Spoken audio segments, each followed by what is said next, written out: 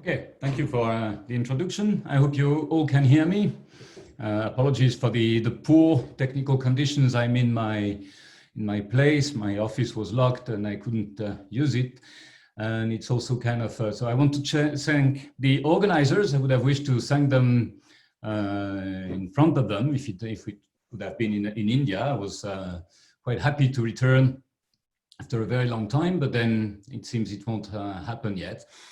And I also probably owe an apologies because I must admit that I'm missing a couple of talks in the mornings. I mean, the morning sessions are for me at 6:30 in the morning, and it's a little bit too early for me to attend. So anyway, I'm going to discuss the bouncing scenario, which is, and I will concentrate on the background, essentially, as I understand other people will discuss the perturbations on these. And I will discuss these, and I've been helped on some of the transparencies and some of the slides have been helped by Chandrima Ganguly, who's working currently at DAMT in the UK. Okay, so just to summarize the basic framework, of course, everything is all well known. I'm just really to set up the notations here. So when I was saying that I will discuss the background, I was really referring to the Friedman-Lemaitre-Robertson-Walker metric, depending on two things, which are the scale factor and the spatial curvature, essentially. I will expand on that a little bit later on. And all this is done through the Hubble rate defined here. And then I will also, since I'm restricting attention to the background, I will also consider as a matter component just a perfect fluid with an energy density rho and a pressure P. And these are related with an equation of state. Formally, it looks like that. I mean, W is not necessarily a constant. Of course, the equation of state is a constant for dust and is a constant third for radiation. And then when you mix all that up, essentially what I'm going to be discussing basically are these Einstein equations, where now you can also consider the cosmological constant as well. So you have the Friedman equation and then the dynamical equations. All this is very well known and simple. And it's interesting because all these extremely simple equations, you can integrate the conservation equation in a particular case where you have constant equation of state. You can even know that analytically, and you recover the usual description where the universe is first radiation dominated and then matter dominated and then cosmological constant dominated. And then you add up a couple of other, a few details, astrophysical details, such as nucleosynthesis and decoupling and a few other things. And essentially you end up with a phenomenologically valid description for 14 billion years out of essentially 2 or 3 equations. So that's really kind of amazing. Now, on top of that, of course, once you have the equation of motion, you need the initial conditions. So these initial conditions are essentially provided by the Planck data, in particular the CMB, which is telling you what are the primordial fluctuations, on top of which you will look at the large-scale structure and everything. And then the Planck data are essentially telling you that the curvature contribution is mostly vanishing, and that these perturbations are almost scale invariant, but not quite, and that the signal is Gaussian and adiabatic, and that the tensor mode is essentially negligible at this stage. So all these are compatible. I mean, these are, it seems that they are all coming from the quantum vacuum fluctuation of a single scalar degree of freedom, which, as we all know, and has been discussed already a couple of times before, is compatible with inflation. And so you have these initial conditions that are coming from inflation, and that has been discussed elsewhere. And then you put that in your ordinary universe, and that's the starting point for a numerical simulation for large-scale structure formation. And then you look at what you form, the structure which you are forming, and then you compare that with the actual observations, and you see that there is a remarkable concordance, and everything seems to be really working pretty fine. So that is really impressive. So in short, and you see the model, the standard model has also a few issues which you have to deal with, and I've listed them here. So of course, and there are, once you consider inflation, you can solve most of them. So except for the singularity issue, which I will return to, obviously, because the singularity is not even addressed. But of course, it's not, you can't blame inflation for not solving the singularity problem because it's not what it's supposed to do. We all know that the horizon problem can be made as big as one wishes in inflation because, I mean, the increasing of this, the accelerated expansion. Flatness problem is solved quite easily when you look at the equation for the flatness, for the curvature. Essentially gives you that this can actually go to zero provided this term here is positive, and the simplest possibility is to have an accelerated period of expansion. Again, that's inflation. Homogeneity is a little bit more tricky, and it's my understanding that it relies a bit more on numerical simulation, but essentially you start with an initial universe, which is a very small patch, and as such, you can hope that it'll be roughly homogeneous. Whereas isotropy is quite simple to solve because as soon as you have an accelerated expansion, well, essentially, as soon as you have an expansion, basically the shear goes to zero dynamically. So if it is accelerated expansion, it's even better. Plus, this is an attractor. And at the end of the day, you end up with essentially what is a vacuum state. So this gives you, as a bonus, a very natural initial condition for the perturbations, which are in the vacuum state, and hence the quantum vacuum fluctuations which you start up with. So you have really predictions for the model. Then there are other issues which are well known in cosmology, such as dark matter, dark energy, baryogenesis, all these kind of things. They're not really included in, I mean, they can be included in some more complete inflation scenarios, but they're not necessarily included and they're not necessarily treated by inflation. Right, so in short, we have inflation, which solves the known cosmological puzzles, and it does so using essentially GR plus a bunch of semi-classical scalar fields. It can be implemented in high energy theories, and in particular in string theory. It makes some falsifiable predictions, which are consistent with the known observations. So it's, you may wonder, why would we bother about inflation? Alternative to inflation. So the first reason, so now I'm coming to justifying why we do something else. So the first argument, I mean, some people have argued that inflation being a paradigm, you can implement it in so many varieties that it's essentially unfalsifiable because it can lead to whatever kind of prediction. It's akin to saying that quantum field theory is actually non-scientific as well, because I mean, quantum field theory can predict you absolutely everything or anything until you specify it, say, to the standard model of particle physics, for instance. So then it's so of course inflationary paradigm as such cannot be really tested, but you can test model by model. The other thing is, you know, we have to resort to the well-known Popperian view of making falsifiable predictions and saying, well, we cannot prove inflation to be right. We can only prove it wrong, basically. So what we can do, however, is that we can check all the predictions and the consistencies, internal consistencies of the theory, which is what is done which has been presented already earlier, in particular by Fabio. And that's one way of doing things. But the other way is this, the so-called Sherlock Holmes rule, that when you have eliminated the impossible, whatever remains, however improbable, must be the truth.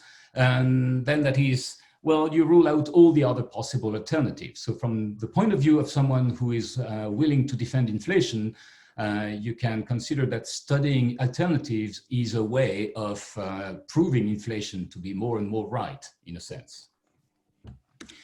Okay, besides inflation, so I'm not going to enter into the details of these. This has been summarized in various papers, but besides, inflation also has its own problem. And in particular, I was saying that there is the singularity issue, and the singularity issue essentially means that there is a Trans-Planckian issue as well, meaning all the wavelengths which we are currently observing at some stage in the past were Trans-Planckian. So you can call that a window of opportunity, or you can call that a problem for the theory, one way or the other.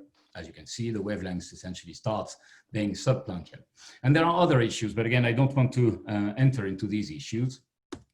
And I want to now move on to the actual topic of my talk, which is bouncing cosmology. And in fact, I want to remind you that bouncing cosmology, actually, bouncing cosmology is not an alternative to inflation. It's inflation which is an alternative to the bounce.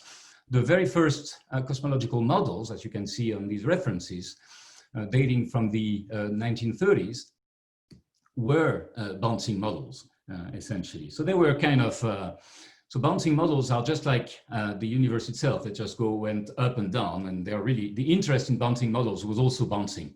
And so originally you have these very first bouncing models, and then there was some sort of a renewal at the end of the 70s in particular. And then that all went down with the invention of inflation. And then it was again renewed at the beginning of the 21st century. And now there are many, many, many models. And I want to, I will just give a short few ideas to how it is. And so again, what we are really interested in really is the singularity, which is the fact that when you look at the scale factor evolution with time, whatever the matter content, whatever it is you put in your universe, essentially, eventually at some stage, some moment in the past, you have a collapse where the scale factor goes to 0 and you have a singularity. And you want to avoid that by means of a non-singular bounce, really where the scale factor goes to a minimum. So of course, it can be classical or quantum, and I will discuss that as well. So the quantum bit is this, I will return to that later, but this is the first idea you may have, and there are many models, including non-relativistic quantum gravity models, but models as well based on loop quantum gravity, loop quantum cosmology, string theory, and I will come back to that later, canonical quantum gravity based on the Wheeler-DeWitt equation. And the idea is quite simple. In fact, it's just like, you know, the black body radiation and the ultraviolet catastrophe at the beginning of the 20th century, where the energy contained in the black body would actually diverge classically. And this is regularized by means of quantum effect. Well, the same thing was therefore suggested, that the energy density in the universe diverges at the singularity, and it is possibly a quantum effect. And indeed, when you do that, when you can implement that, say, for instance, in the pre-Big Bang scenario, well, of course, it is in the Einstein frame, but still what you find is, you see here the scale factor going through a minimum, and this is a bounce. Or you can do that in a quantum cosmology, where you find a classical contracting phase, a quantum bouncing phase, and then again, a classical expanding phase, or more complicated models based, for instance, on Bianchi universes and this kind of thing. But this is, okay, there are many models, and this is a kind of a generic situation where, just like in the black body radiation, you solve the issue of the singularity by means of quantum effect. But I will return to that. There was the funny Ekpyrotic and cyclic extension, which was also proposed at the beginning of the 21st century. So Ekpyrotic originally, so Ekpyrotic is a word which is funny because it actually changed meaning in the course of time. So originally Ekpyrotic meant some sort of a renewal, some sort of a phoenix kind of universe. So the idea was quite simple, where you have, let's say you have a 5-dimensional brane-like model with a bulk and 2 branes, which are quasi-BPS branes, and therefore roughly vanishing curvature. And these branes, they are subject to to an interaction in a 5-dimension, which when you look at it from the point of view of the 4-dimensional theory, you can describe the whole thing by means of gravity in 4D plus a scalar field in a potential, which happens to be a negative exponential potential, right? Sorry. And when you have that, essentially the motion of the branes can be seen in 4 dimensions as the motion of the scale factor in 4 dimensions. And what you find is a phase of contraction first, a slow phase of contraction, and then a singularity, again, which is a bizarre way to solve the singularity issue. And then you get back to the original radiation-dominated universe after this place, which is the Big Bang. So originally the word Ekpyrotic meant that here the universe would explode and renew, But then it was shown that because of this singularity, it's not really possible. It doesn't really mean anything in this case. And so the name changed, and I will get back to what it means. So now there is the extension, which is cyclic. So therefore you can start wherever you want. So we can start in, say, the flat and empty description I was just having with two branes colliding. And then when they start contracting towards one another, they build up fluctuations. And then the branes collide. There is the real, I mean, the phoenix idea. They collide and then they bounce from one another. And then there is all the regular physics you see in the ordinary hot Big Bang scenario with nucleosynthesis, building up of small fluctuation towards large-scale fluctuations and all that, the regular Friedmann expansion, galaxy formation. And then we are here today. And then, because there was originally put up in the model like an offset of the potential, you do have a phase of dark energy that leads you back to the flat and empty two branes, and then back and forth again. So this is the idea. Now, this is one of these models. Of course, I expanded a little bit on that one. There are many, many other models, and I hope that the people who are involved in these models will forgive me to not enter into the details of them. That would be, I mean, we could go to an exhaustive vision of all these models, but it will take rather more than an hour, and that would not be necessarily the most interesting talk. So I now want to move on to just mention that there are quite a few papers. This is a list of reference dated already 6 years ago, and talking only about models of bouncing cosmology. So you see, it is actually comparable to inflation, even though perhaps in inflation there's 3 or 4 times as much as that at that time, and it's now probably much bigger than that.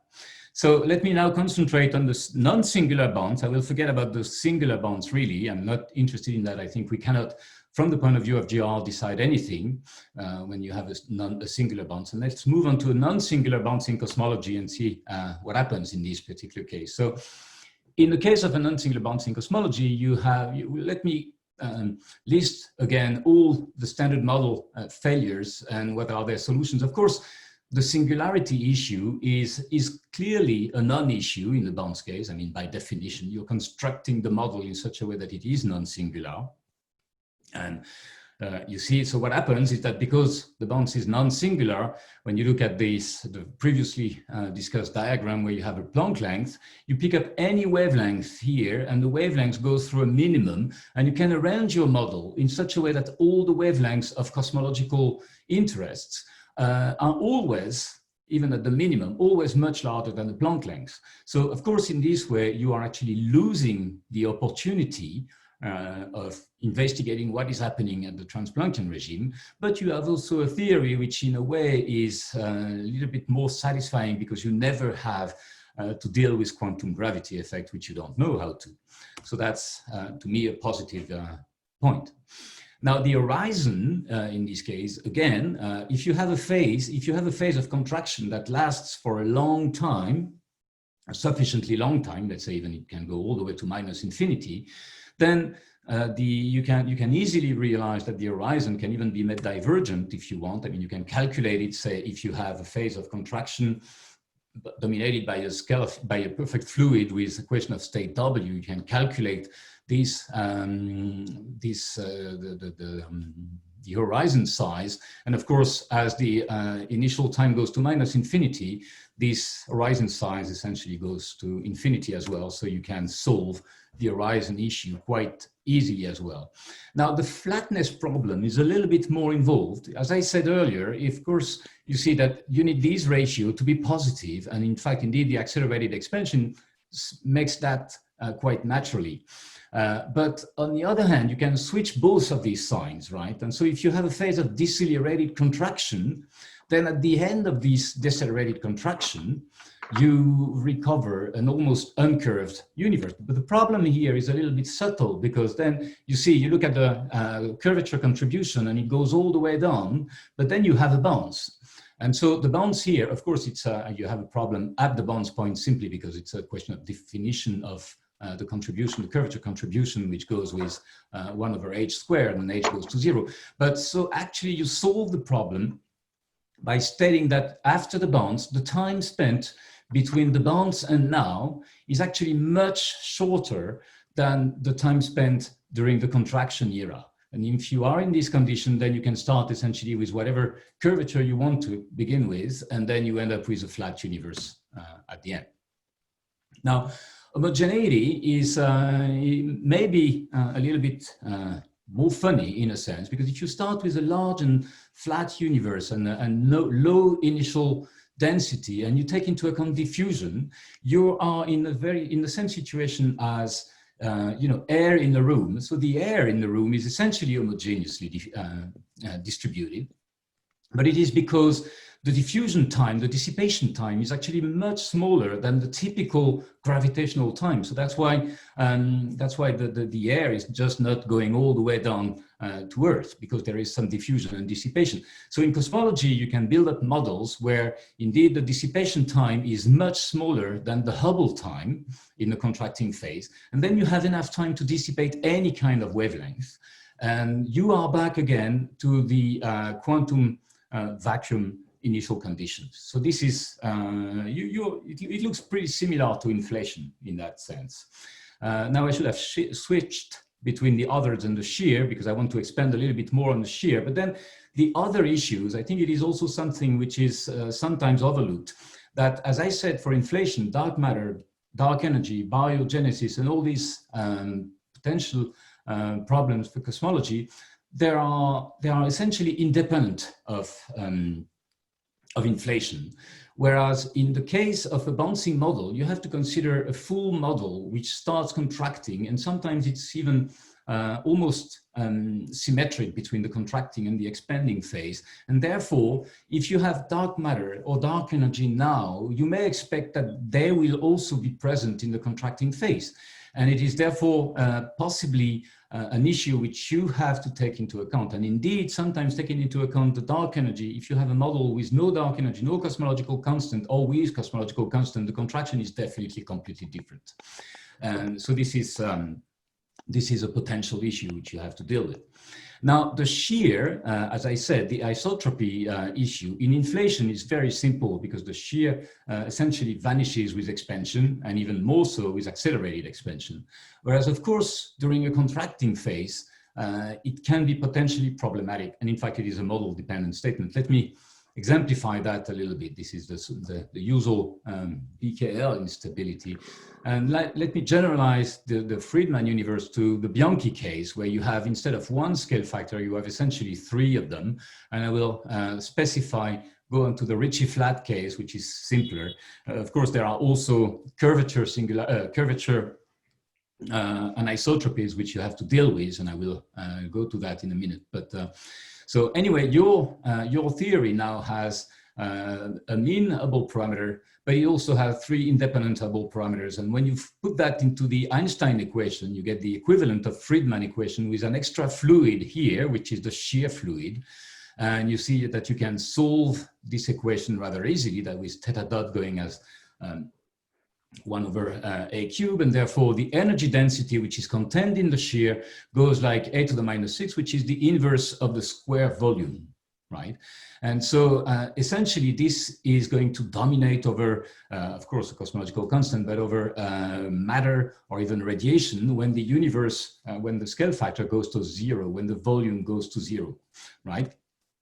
So because of that, one way of solving this issue is the now called Ekpyrotic solution. As I said, Ekpyrotic meant completely different things, but now it means that you have an ultra-stiff equation of state. I really have no clue as to why this word was now chosen in this for this regime, but anyway, probably to just not lose the word. So you assume that you have an ultra-stiff equation of state, which is W much larger than 1, in which case the Ekpyrotic contribution behaves like that. And it is becoming much larger than the shear contribution when the scale factor goes to 0.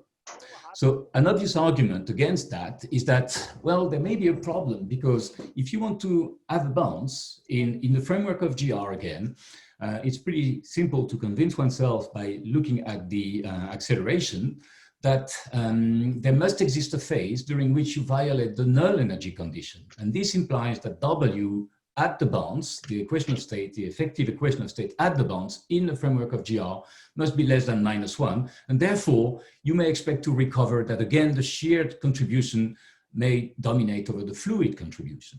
So this is a really model dependent possibility. You have to investigate that for any particular solution.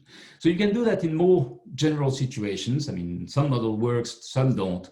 But if the fact that the Ekpyrotic solution is an actual solution was essentially shown in the framework of GR again in 2006, basically. So the idea here is you have a sort of a no-hair theorem where you start with whatever kind of Bianchi universe. It can be type 1 to 8 and even type 9 if you have a positive curvature. You want to impose that the energy density is positive, and you have an ultra-stiff equation of state, as I was saying, now written in terms of gamma rather than W, but it's just a factor of 1 in between, right? And then the theorem is saying that under these conditions, you will always end up in the framework of pure GR, you will always end up into an isotropic singularity. And so you start with essentially anything and you end up with a Friedman singularity. Now, of course, you want to solve the singularity issue, but then you do that later on. So first of all, you go all the way to an isotropic singularity, which solves the singularity, the isotropy issue first, and then you solve the singularity problem. So, but of course, this is done in assuming, because very often people have in mind, just like in inflation, that everything is dominated by perfect fluid, say, or something like that. So that's perfect fluid, sorry, a scalar field. So you don't necessarily have a stress energy tensor anisotropy, but it is the third kind of anisotropy which you have to consider. And when you consider the stress energy tensor anisotropies, in the simplest possible case, you find that the equation of motion for the shear now takes this form, and it is actually sourced by the stress energy tensor anisotropies. That actually means that when the energy density anisotropy, they can grow faster than the inverse volume squared. So you have to put your Ekpyrotic fluid to grow faster than that. But again, this Ekpyrotic fluid might actually source this term again. So you have some sort of a fine tuning with respect to the anisotropic stress. And in particular, when you have expansion and three curvature anisotropy, you may end up with a mixed master problem that does not re-expand. And so you see, for instance, when you look at the scale factors, the different scale factors as a function of time, with curvature anisotropy and expansion anisotropy, you have chaotic oscillations, which are infinite in number when you approach the singularity. And this is, again, this chaotic behavior is an attractor. And so this leads you naturally, again, to a collapse, which you want to avoid. And one way to avoid that is actually to isotropize things by means of shear viscosity. So remember this equation for the shear evolution, time evolution. Well, now, if you assume that the shear itself is having a bulk viscosity kappa here, and then it's proportional to the square root of the density and to the shear itself, then you can solve this equation. And what you find, or what these people found, is that indeed, instead of, you start with this chaotic or semi-chaotic behavior, and then everything is smoothed out nicely, and you end up with a new theory coefficient. But provided this viscosity coefficient is sufficiently large, then you find that whatever you start up from, you end up with an isotropic singularity again. So you end up with a flat anisotropic universe, whatever you start up with, provided you have a viscosity coefficient that is sufficiently large. So that's an interesting way, and I think I can stop here if you have questions, because then I will move to the second half of it, which is actually implementing a bounce in quantum cosmology. So are there any questions I could take for the moment? Sorry, can you hear me? Yes, Professor Patrick Peter, just a second. There is one question. There is one question by Sagarika. What happens to the, okay, Danny Figueroa also have two questions. So let's take the first question by Sagarika. What happens to the modes that are larger than Planck scale? What do you mean? I mean, I'm only considering modes that are larger than Planck scale in these kind of models. I'm not sure I understand your question. Sagarika, do you want to ask the question directly? If you can unmute, if it is unclear to you. Ah, Okay, small, smaller well, than. that's okay. Well, that's the whole idea. We can the idea is to set up a model where we never have to consider these modes. So of course, a mode which is smaller than the Planck length. I mean, as long as I don't have a theory of quantum gravity, I cannot really tell you anything about that. So that's in a sense, it's the weakness and the power of the bouncing approach compared to the inflation approach, is that you never you can consider modes that are only ever super Planckian, and therefore you never have to consider sub-Planckian modes. Okay. Then I can ask Danny, since you have two questions, you can unmute yourself and ask this directly to Professor Peter. Yes, hello, do you hear me? Yeah. Okay, excellent. So I have a couple of questions. The first one, it's probably based in my ignorance, but I'm not really sure I understand somehow the linking between the inflationary paradigm and the singularity, no? Because you say singularity is not addressed, is not solved by inflation, but I would say it's not even there, in the sense that, in my understanding, in the inflationary paradigm, the problem that inflation, the theory or the paradigm itself is lacking of, is what is the initial conditions of inflation, okay? But there is no particularly reason to have a singularity. That was before we were putting over the table inflation, now that we were dealing with the problem of having a singularity. So in that sense, I wouldn't say this is, you know, a failure of inflation. What really, in my opinion, maybe you have a completely different opinion, I'm very happy to hear about it, but to me, what it lacks inflation is something like, for instance, what Katie was discussing this morning, no? What is the generality for inflation to start? How does it start? And what is the state before that, you know? And there is no need whatsoever, in my understanding, to be linked to a singularity, right?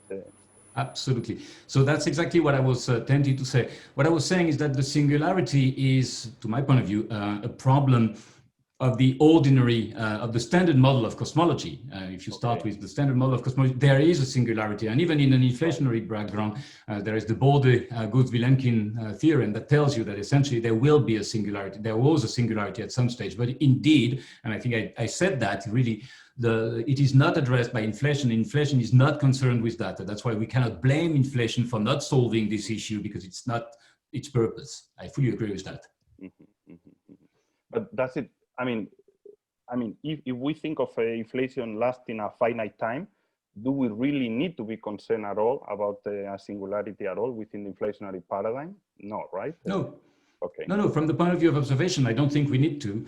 And you can always consider that the universe originated somehow from a phase of quantum gravity, which you don't know anything about, but eventually you end up with the initial condition for inflation, and that's all you need. Yeah, absolutely. Excellent.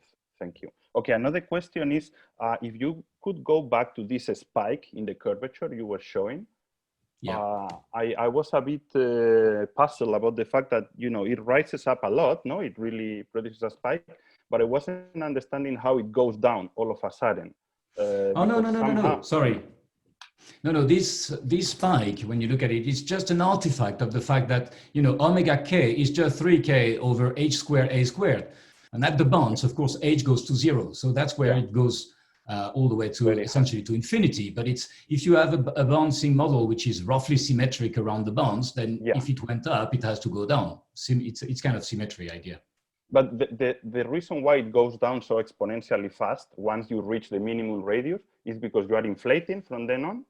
Or Well, okay, now at this case, it becomes a tricky question of words, because at the bonds, of course, when you look at the scale factor at the bonds, you have a double dot positive, and so it's contracting and then expanding. So right after the bonds, you have an expanding universe which with a double dot positive.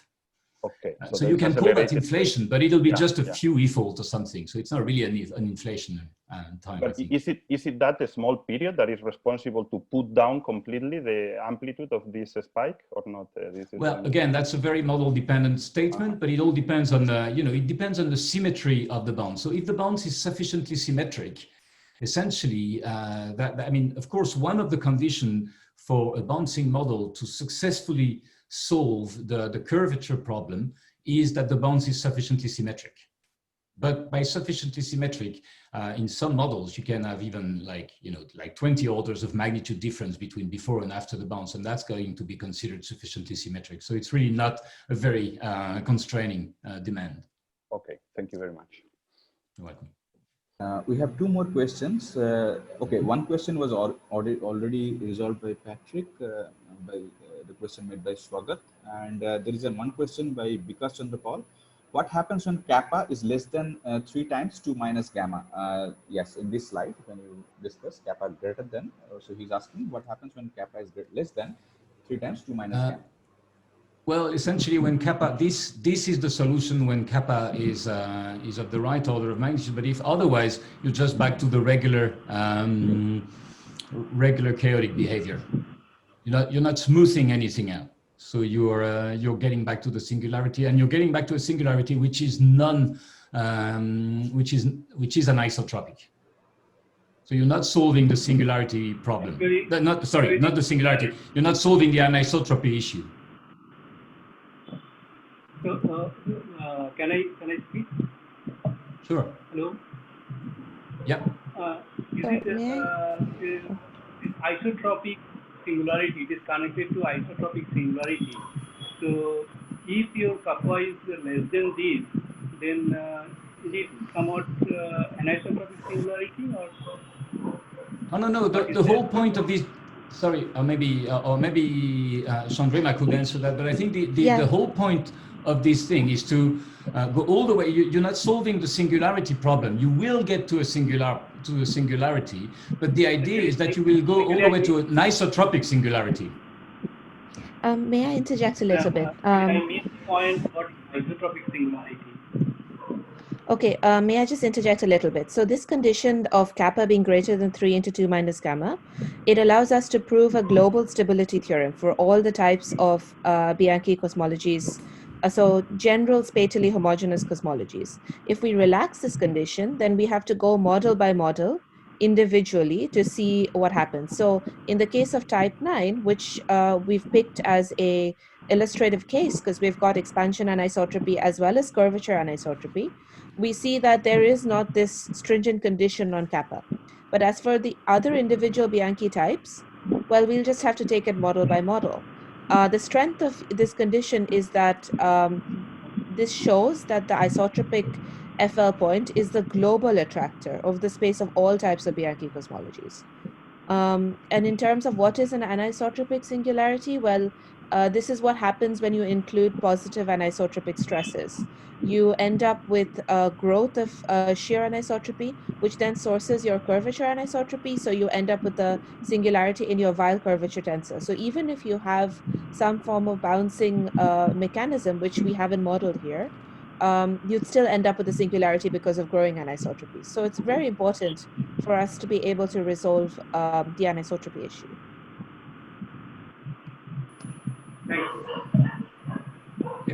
Are there any other there are no other questions? So there are no other questions. So you can go ahead, Patrick. Okay, so now the second idea I wanted to develop is, of course, related, is that all this is all and fine in a framework of GR, and we end up with, so we assume that the contracting phase ends up with some sort of isotropic or something else singularity, and now I want to solve the singularity. And as I said, the simplest option, of course, is to go quantum, just like in the ordinary black body, with the ordinary black body radiation case, right? So in order to go quantum, sorry, I will. So I know that Sandeep couldn't give his talk yesterday, so I will introduce briefly the wave function of the universe as well. And just go, in order to go quantum, I will go quantum to quantum cosmology and quantize GR in a canonical way, which is very briefly summarized here. So I will just describe the space-time in a 3+1 way with 3-dimensional hypersurfaces, and the full metric depends on the internal metric Hij on any of these leaves, and then the lapse function and the shift vector. And from these things, you can derive the intrinsic curvature tensor and the extrinsic curvature, which relates which tells you how these the three-dimensional surfaces are actually embedded in the four-dimensional space-time. And once you do that, you write down the Einstein-Hilbert action for this for the theory, right? Which is simply the curvature plus some other term, plus you may consider some matter field, and you expand this action in terms of these variables. And once you have that, of course, you can derive the canonical momenta, which are just defined in the usual way, and some of them are vanishing on shell as primary constraints. And then you have a Hamiltonian. You can derive the Legendre transformation and get your Hamiltonian from the Lagrangian theory, and you find this kind of rather involved equation, which has the Hamiltonian and the momentum constraint. And then you vary with respect to the lapse or with respect to the shift, and then you get the Hamiltonian constraint and the momentum constraint. Of course, you can also vary with respect to Hij, and you end up with the dynamical equations, but I'm not going to be interested in the actual dynamical equations because I want to quantize the theory. And of course, we all know that the dynamical equations are not of any relevance in the quantum description, but the classical description now is complete with all these. Now, if you want to quantize that, you go to superspace, which is just the space of all possible configurations, which is namely the space of all possible Hij's, internal metric, leaf metrics, depending on space-time coordinates, which are merely seen as parameters. And of course, well, the superspace is just defined by when taking into account that it's not the full space, which is important, but also the fact that the spaces are in diffeomorphism invariant. And once you have that, well, you go in as the usual way, you write down a wave functional that depends on the Hij, on the internal metric, and on the matter field, perhaps. And in fact, this is just the wave, the state projected on the basis of the wave functions. And once you have the wave functional, well, you can canonically quantize a la Dirac by just replacing the momenta by minus I times the derivative of the variable it is the momentum of. And when you do that, well, the primary constraints show you that the wave functional depends neither on the shift nor on the lapse, which is normal because those are not really parameters. The momentum constraint is telling you that you have the same wave functional for configuration that are related by a coordinate transformation inside the leaves. And then the Hamiltonian constraint is essentially going to be the only equation you're going to deal with, which is the Wheeler-DeWitt equation. And when you look at it, in fact, it looks like a time-independent Schrödinger equation, or more to the point, a timeless Schrödinger equation. Right, so this is all basically you have to know. And you want to restrict attention to cosmology. And if you want to restrict attention to cosmology, you usually go to mini-superspace. And by mini-superspace, you restrict attention from the infinite dimensional configuration space to the two-dimensional configuration space, which has as parameters, say, the scale factor and possibly a scalar field or any kind of matter content. So the Wheeler-DeWitt, the horrendously complicated Wheeler-DeWitt equation now becomes an almost trivial Schrödinger kind of equation for a wave function depending on the scale factor and the scalar field. There are a lot of conceptual and technical issues I'm definitely not going to enter the details of right now, but the whole point of this approach is that it allows you to make some calculation and to try and say something. Now, there is another issue which is extremely important at that stage, and this is the clock. Yeah, sorry. So this is the clock issue. The problem is the following. In GR is a constraint system. It has no external time, by definition, right? So what you do normally is that you pick up some solution, say some curve of a particle moving or something like that, and you take the proper time of this particle, and then you kind of synchronize your clocks. Sorry, what is happening here? And so you synchronize all the clock, and that defines some sort of a time, but it is an internal clock rather than an external time. Now, you do that. This is the kind of thing you do for a constraint system. So what happens is the following. When you pick up a classical system in ordinary classical mechanics, where you have QIs and PIs a la and in the Hamiltonian formulation, you have a constraint system, you know that the evolution of any function of these variables is simply given by the Poisson bracket of this observable with the constraint. And there is a time parameterization invariance in the sense that as long as the motion is stuck on the constraint surface, then you can change the time parameter by an arbitrary non-vanishing lapse function, and you end up with the same Poisson bracket equation with a new constraint, which is just the Hamiltonian. Right. So this is the kind of thing you can do, and when you do that, you see that you will change the time by means of canonical transformation. So you can either, simply change the time by an affine kind of transformation, which doesn't change much of the thing. So this is phase space, and you follow one particular line that gives you the time.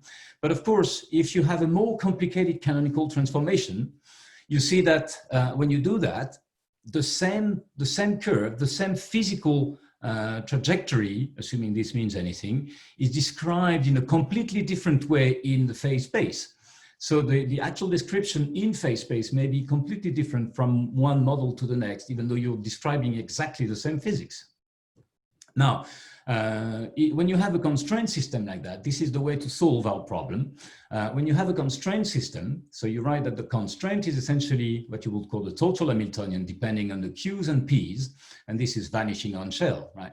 And then you find a canonical transformation, and the idea is that if there exists such a canonical transformation, such that there is one new parameter and one new variable, which has a unit Poisson bracket with your original constraint, total Hamiltonian, then that will define the clock. And quantum mechanically speaking, so what will happen, as you can see, classically speaking, but quantum mechanically speaking, you will write down that on shell again, you will have the Hamiltonian acting on the wave function vanishes, just like I just showed for the Will-of-the-Witt equation. And this is just this constraint. And since I have this variable, when I quantize that, because of this commutation relation now, I know that P is now going to be minus I d by dq, and I know that C, the constraint, is linear in P, which is the way I define the clock, because then I expand the constraint, and it starts with a linear term plus another kind of Hamiltonian, and therefore the constraint equation now becomes a time-dependent Schrödinger equation. So I had a specific example. I don't think I will go into that one, but let me move on to the Bianchi case. So the Bianchi case now, as I was saying, so I'm getting back to the Bianchi case with an arbitrary lapse function, and then these three scale factors. And I have the volume again. And so the action is very simple because I'm now considering vacuum GR, right? And just vacuum GR in a Bianchi I case, for instance. So the action is extremely simple, and it splits into a canonical one form on the one hand and a Hamiltonian constraint on the other hand, with the constraint given by this very simple relation. So I can change variables and all that. I will spare you the details of it, but essentially I can define some constant of the motion, which is this k here arriving here. So because I have a cyclic variable, I have cyclic constant of the motion, I can write down everything, and at the end of the day, I have a very simple system which reduces to, I mean, this is just Bianchi I in vacuum, right? So you have a two variable V and PV and K and PK, and the constraint is this one. So you can write down Hamilton equation and solve them, of course, in particular because since K is, as I said, a constant of the motion, then these V, PV and K, PK are completely split, and you can solve for V and PV because it's closed. And you can apply the constraint to that. But for that, recall that until now, I have had this Hamilton equation with a given time. But in fact, contrary to what I said earlier, I did not define what time is. And what I know about time is that I can choose a time which has to be a monotonic function, right? So as it so happens, when you look at the equation of motion, you find that this variable, pk over k, because of the equation of motion, this is equal to this value. And you know that n is a non-vanishing function. This is the lapse function. And v is, of course, positive definite because it's the volume of space. So this is a monotonically increasing function. So I can choose this variable as a time, which is akin to saying that n equal minus 4/3 of v. Now I can put that back in the equation of in the action. And once I put it in the action, I end up with a new, this Hamiltonian, which is pretty simple. I write down Hamilton equation and I can solve them, again, classically speaking. Now I have a classically unconstrained one-dimensional system with a fairly well-defined time. Everything is completely settled. And I can solve everything. So I have a volume which goes all the way to a singularity or originates from a singularity, and its momentum that behaves accordingly. And now when I want to quantize that, you see, it's a very simple system to quantize. I have a Hamiltonian, which is here. It depends on V and PV. I can quantize that. In order to quantize that, I just symmetric order the parameters before quantizing. And I perform a simple logarithmic coordinate transformation. And when I do that, I end up with a Hamiltonian, which is simply that of a free particle. So I know exactly what will take place. But it's a free particle with, you see, z now, the variable z goes from minus infinity to plus infinity. So if I start up, say, with a Gaussian state, localized particle here, and I let the thing evolve in one way or the other, what may happen is that the wave function will go all the way, say, to minus negative z, right? And while the wave function will actually spread. So the wave function spreads in the more and more negative values of z, or it can actually spread in the other direction. But then when I go back to the original variable, which is the volume of space-time, remember, of space, sorry, then the wave function actually evolves in this particular way, and it evolves all the way to concentrating a lot around 0. And at the end of the day, in the infinite time limit, which is why it's called fast time gauge, because the time goes all the way to infinity, really, then I end up with a wave function which is nothing but a delta function at 0 volume. So I really end up with a singularity. So it takes me an infinite amount of time, but I go all the way to the singularity. So this time choice, this time variable, seems to be not exactly what I'm looking for.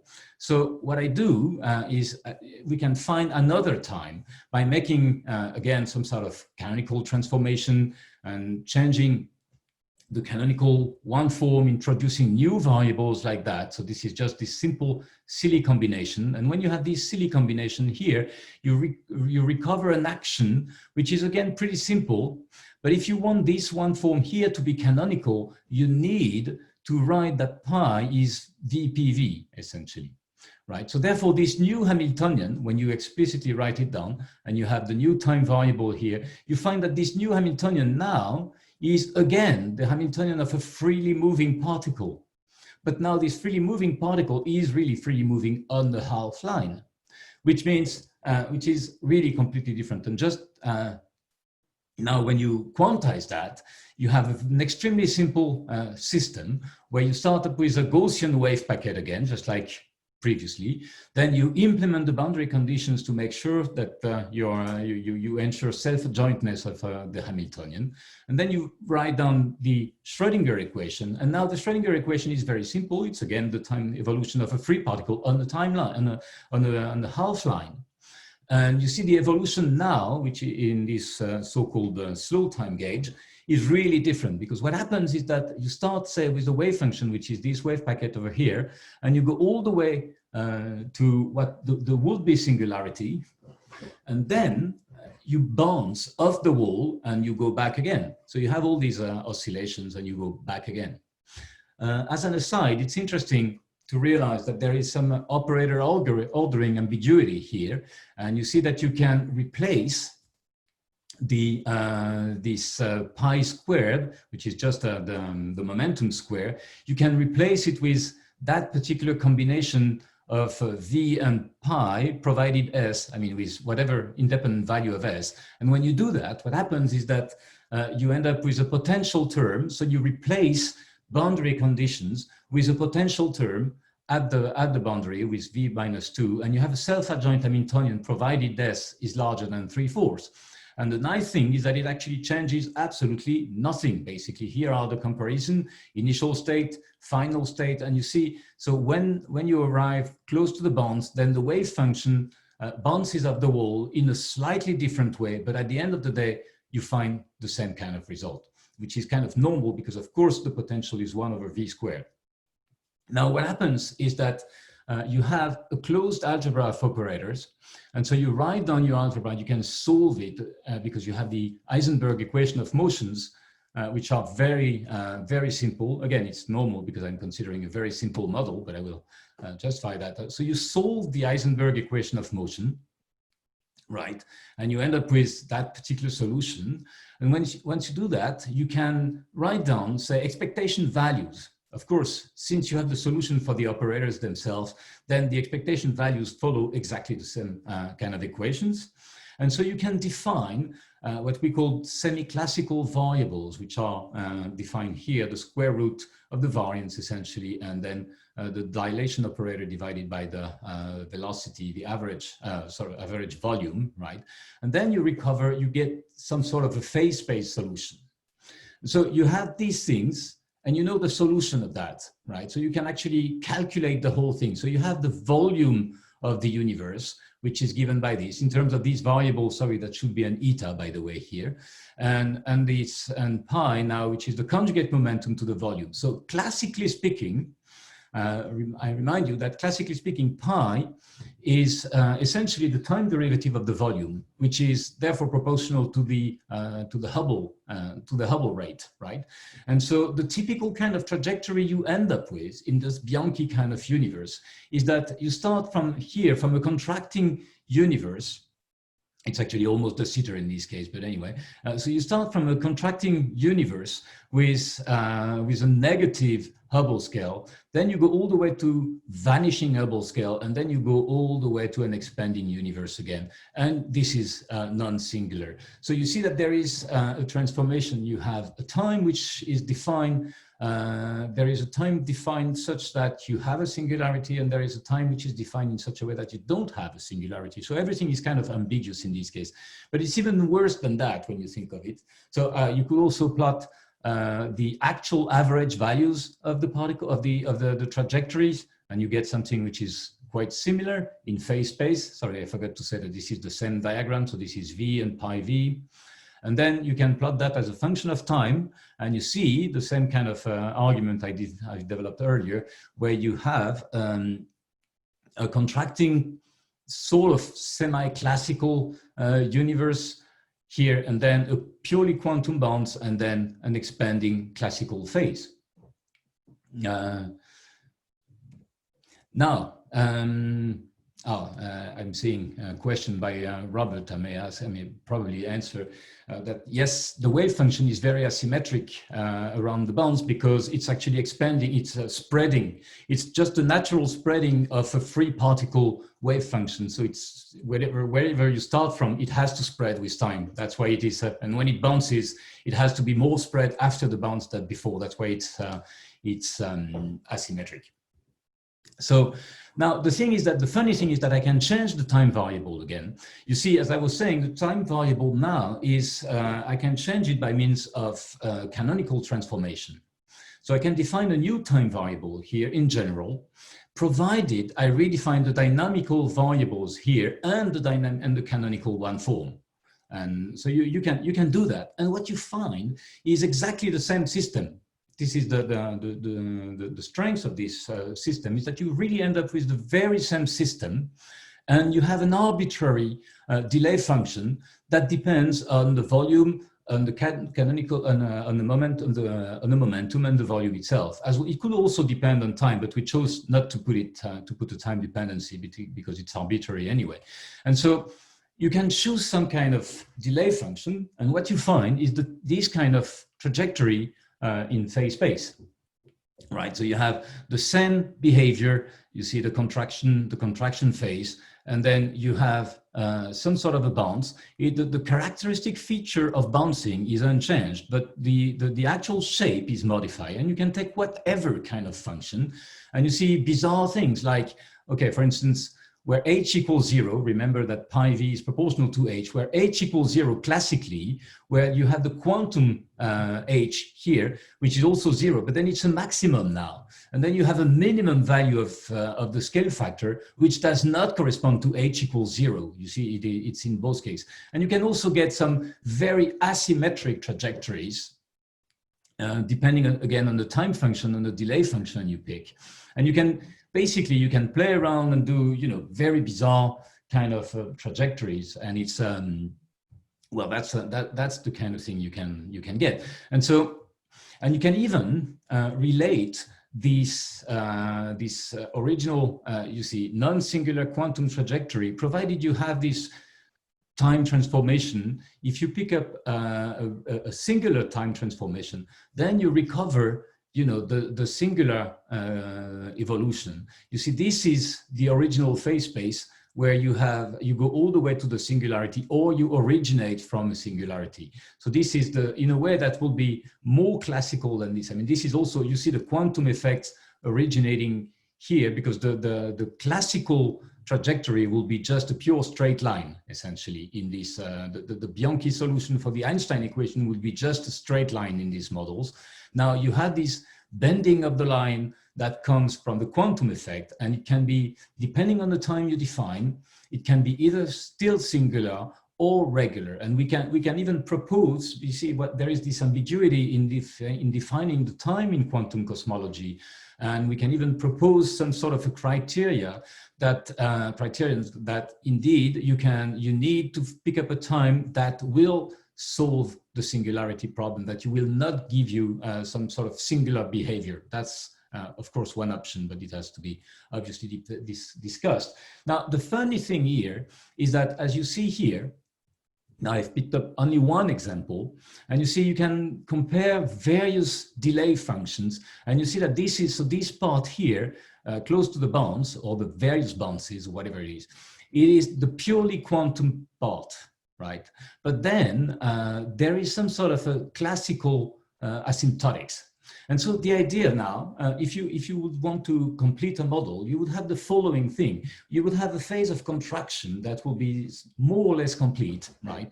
And so this phase of contraction will lead you naturally to this category of model. But then the space you're going to consider, the whole gradient, because of the typical size you're considering, and therefore it will be more or less reasonable to consider a vacuum state. So pure GR in vacuum. And then once you do that, you have to connect and define your time. So hopefully your time was defined previously in sort of a classical way by means of the fluid which you were playing up with. And then you connect that with the time which is now defined by the shear. And so you have an asymptotic behavior. You start up with this behavior. This is given by the classical initial condition. Then you have the purely quantum effect going on. And then you are connecting your universe to another classical system. But it's not clear that it will be only one system, because there is a probability, because as Robert actually noticed, because of the spreading of the wave function, you can consider that there will be some sort of maybe more than one wavelength, one wave function in the contracting asymptotics, and that will give you some probability to get some other system. And then, of course, because you have the asymptotics both in the contracting and in the expanding, you can hope that the perturbations are going to be following the same kind of things, meaning the perturbations themselves, and we are studying them at the moment, when the perturbation will propagate through this bouncing phase, which, as I said, is completely arbitrary in terms. I mean, there is a lot of arbitrariness here, but the fluctuations themselves are going to have well-defined asymptotics. And if you are in this situation, then you can really calculate things in a way which is not taking into account this arbitrariness of the time definition. So in short, I think it's about time I conclude. I think I'm done with my time anyway. I hope I convince you that bouncing alternatives to inflation are still alive, and there still are loads of things to do. There are many, many models to play with, and please join in the fun if you want to play in these directions. It is not clear at the moment that the shear issue, which is somehow one of the most problematic issue, well, from my point of view, with the monopole problem, but that's another discussion. Is it going to be solved by means of ekpyrosis, as it's now called, or by means of shear viscosity, to which I'm tempted to go, but that's also because I'm working on that right now. And is the bounce going to be classical or quantum? I personally think that quantum bounce has more chances to survive than the classical bounce. And then, of course, if you want to go one step further, you need to deduce the observational consequences, and in particular, you need to calculate what is the probability given. I mean, what is the primordial spectrum after the bounce? Because in most of the cases, you can calculate everything in the contracting phase.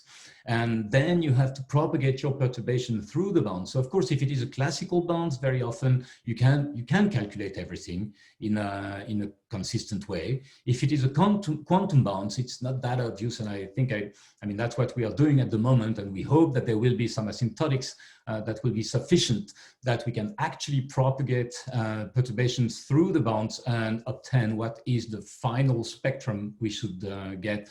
And therefore we hope that we'll be able to observe, to find some observational consequences. But I think there will be some other talks speaking on that. And I think I have to thank you for your attention. Thank you, Patrick, for this nice review of bouncing universe.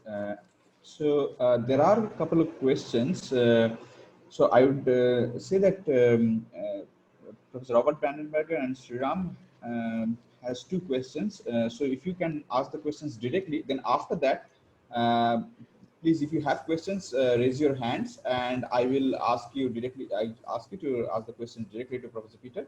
So let's start with Professor Brandenberger. Please unmute yourself and ask the question directly to Professor Patrick Peter. Do you have results on the evolution of fluctuations in the bounce? Well, we don't have results as yet. We were I was engaged in. I was supposed to go to Poland to derive these things, but that was in March, and then all of a sudden we were stuck at home, and there were other difficulties. But we are confident. I mean, at the moment, we don't have actual results to present. Otherwise, I would have presented them. But I think we can confidently say that yes, there is also this asymptotic regime for the perturbations. But it is not clear at the moment. We're not yet convinced that the perturbations, they do cross the bounds unchanged or not. It's not completely clear in our calculation at the moment. So I'm afraid you will have to wait for some time yet before we can deliver an actual answer to this question. Sriram, Sriram? Hi, Patrick. Robert, meanwhile, responded to my question. My question was, evolving ekpyrotic models across the bounds, and ekpyrosis versus matter bounces. Your comment on ekpyrosis versus matter bounces, and lastly, are matter bounces plausible at all? Oh, okay. Well, I think Robert is more the person to ask this question to. As far as I haven't really completely followed these the literature lately on these, but the ekpyrotic phase in many models is actually required anyway if you want to. I mean, again, you really need something to get rid of the shear. You see, you can forget about the shear issue in inflation, because whatever you do, it will eventually go away as 1/8⁶. But if you are in a contracting phase, you can start with something which has no shear, but it is quite non-really natural. And as soon as you have some initial shear. So one thing is that, for instance, I know that if you have only vector perturbations, so if you have quantum vector perturbations to begin with, somehow, of course, you need to have a source for that. But once you have these only quantum vector perturbations, you don't build up a shear which spoils the bounce. So you can implement, for instance, a matter bounce in this case and provide you with the correct value for the scalar perturbations and all these kind of things. But you really need very specific initial conditions. So if you don't want specific initial conditions, somehow you need either an ekpyrotic phase or some kind of shear viscosity. I'm not sure. I mean, Robert, you can tell me if I'm wrong, but I don't think there is any advantage or disadvantage. I think they are kind of both of part of the same one and the same model. I understand. Thank you. Okay, Jovi wants to ask a question. Jovi, you can unmute and ask directly. Yeah. So can you hear me? Yeah. Okay. Okay. So you mentioned the decelerating collapse as an alternative to the accelerated expansion for explaining the flatness problem. Yeah. So can you go to that slide where you showed the diagram for the decelerated? I'm sorry, it takes a while.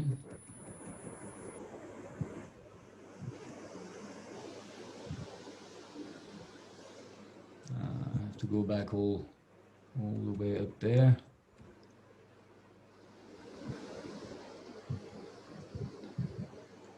But maybe you can already go ahead while I try and figure out the slide you're looking at. There was a figure about the decelerated collapse. Yeah. So you're talking about the part of the figure to the left of the left side of the bounce, right? Yes. So when we are moving forward in time in this part, Yeah. isn't the contraction, the rate of contraction increasing? Okay, this no, this is a schematic view of it, right?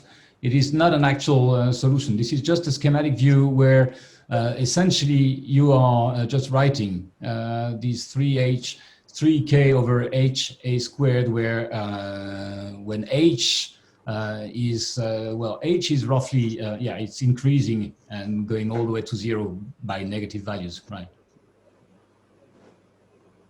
So okay, yeah, I just didn't understand how this shows a decelerated contraction. I thought it was accelerated contraction. This part. No, it's during the phase of contraction. You pick, like you see, omega k here is roughly 3. I mean, it's essentially it's 1 over a dot squared. Right. And so you are just going all the way down, essentially all the way to going to the bouncing phase, where h. So h, you can see it as you know, it's going, it's growing, decaying, and going all the way to 0, and then back again in the expanding phase. And this symmetry. Basically, I think this graph is built with you know, a universe which will be defined like 1 plus a squared plus 1 plus eta squared plus eta to the 4th plus something like that. Okay. Okay.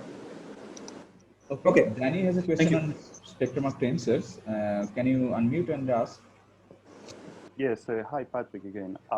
Okay, Hi. My question goes along the lines of what Robert was asking. So I don't know if you have the answer already, but I mean, could you comment on what is the general expected feature of the spectrum of tensor modes of gravitational waves? Like, for instance, in quasi-de Sitter inflation, there is clearly prediction of quasi-scale invariant spectrum. What is the case here? I mean, the general feature. Yeah. So in the case we're discussing, we were interested in really the quantum bounds. So we're having a problem here because we need to connect our quantum bounds with another model. So basically, we could have everything we want before, like you know, Ekpyrotic space, matter bounds, and anything, and loads of things. And these will all generate a primordial spectrum before the bounds. And now the idea is that what we want to calculate is, given this primordial spectrum, Yeah, how does it survive? Before the bounds, that gives me my initial conditions for, and then I propagate it through the bounds. So this is a really model-dependent statement. And the fact as a matter is, I think we have hope in the model I was discussing, where I'm now using time at the bounds, around the bounds, I'm using as time the value of the shear, which comes naturally in this system. Then in that particular case, since I'm considering vacuum, basically all the perturbations on scales which are much larger than whatever I'm going to consider, I expect that the classical wavelength, the scalar mode is going to be unchanged. Whereas the tensor mode may be changed, because in fact, in the model I'm considering, I'm only having tensor modes and nothing else anymore because I'm in vacuum.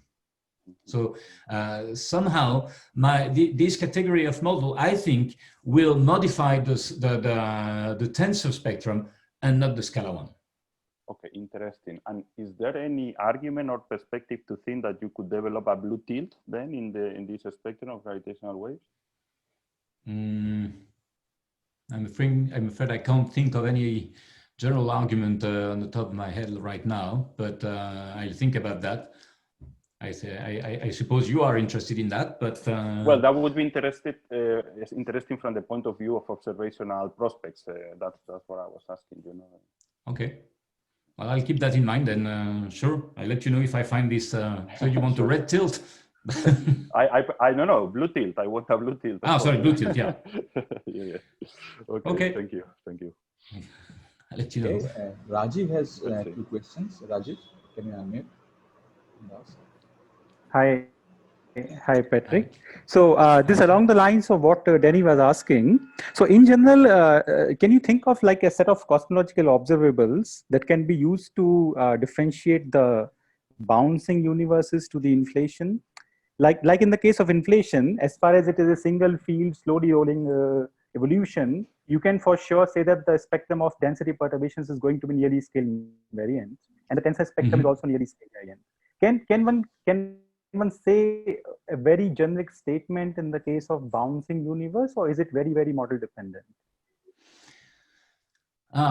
Well, I guess it will depend on who you're talking to, but because sometimes people are having their own model in mind. I think indeed it is going to be very model dependent, and it is. I mean, I was even tempted at some stage to believe that for any set of prediction in an inflationary scenario, you could find a bouncing scenario that would reproduce the same set of predictions, and therefore there will be, like, you know, one-to-one correspondence between these categories of models. Now, it's all after that. It's once you've done that, it is all a question of whether you believe in the model you end up with or not. It's a little bit different, but I'm not sure. I mean, maybe Robert can correct me on that as well, but I'm not sure there is any.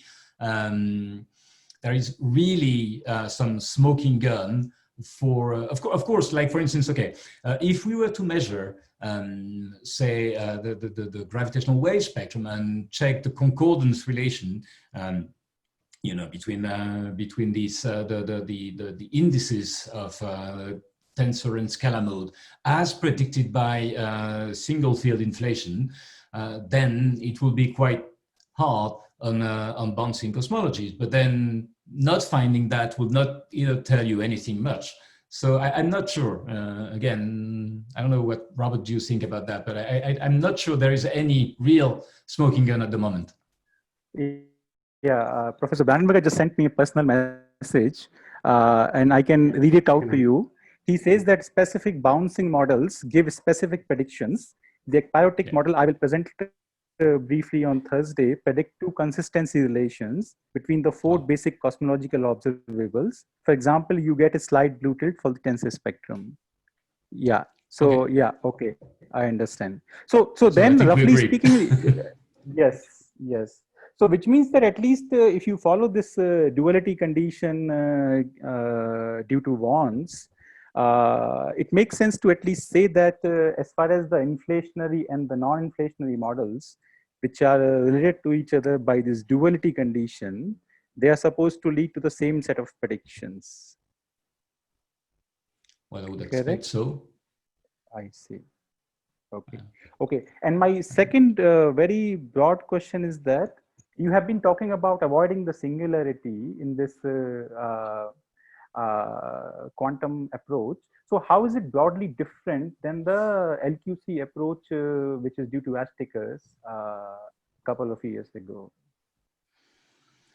Oh, I think it's absolutely not the same approach, but the idea is essentially the same. So, well, it's not exactly the same idea. It's the Asticus approach assumes that you have, I mean, you're coming from loop quantum cosmology, loop quantum gravity, and then loop quantum cosmology that assumes that since you quantize the area operator, basically the spectrum of the area, or therefore the volume at the end of the day, the spectrum of the volume is being quantized and it does not contain the value 0. So you never reach a singularity in that particular case. So whatever happens, essentially, well, you start with something which is classical, then you see the quantum effect, and because then you can calculate, say, well, it's a little bit more involved than that, but you could calculate the eigenvalue of the volume operator as a function of time, and you will find that this never goes to 0, of course, and then you kind of bounce,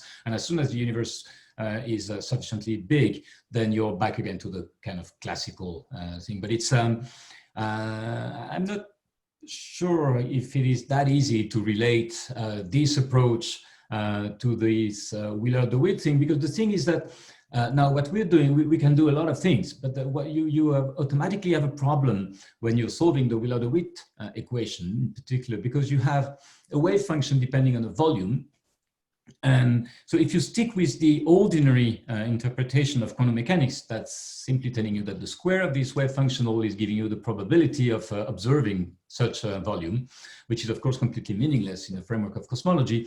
And therefore you need something else, like for instance, as we did, we sort of defined semi-classical variable, which are average value of variance, or square root of the variance of these kind of things. And then you are able eventually to define some sort of trajectory. Of course, you can also simply take up a trajectory approach to quantum mechanics, where you do define quantum trajectories and then look at these trajectories as well. So but it's pretty hard to compare these approaches anyway. We can compare the predictions, of course, of these approaches, but the actual details are quite different. Okay, yeah, thanks a lot. Okay, Fabio has a question and Robert has a comment.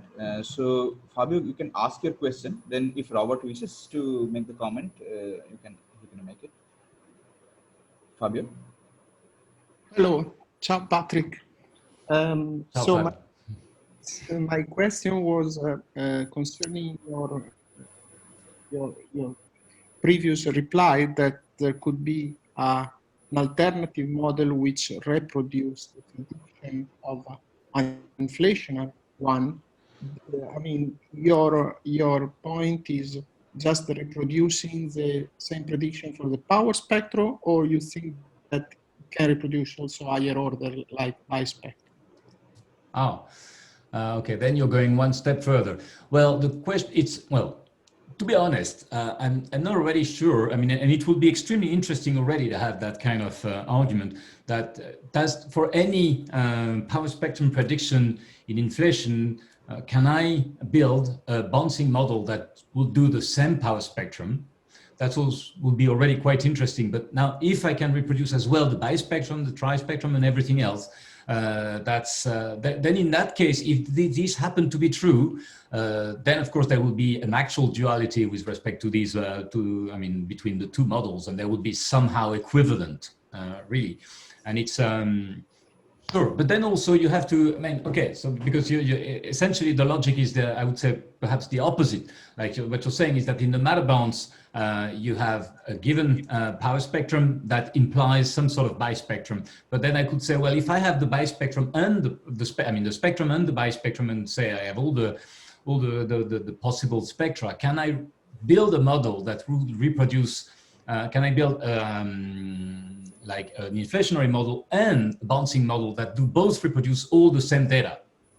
This is not so clear to me. I guess it's probably not possible, but I don't think it has been done. Yeah, that's my feeling.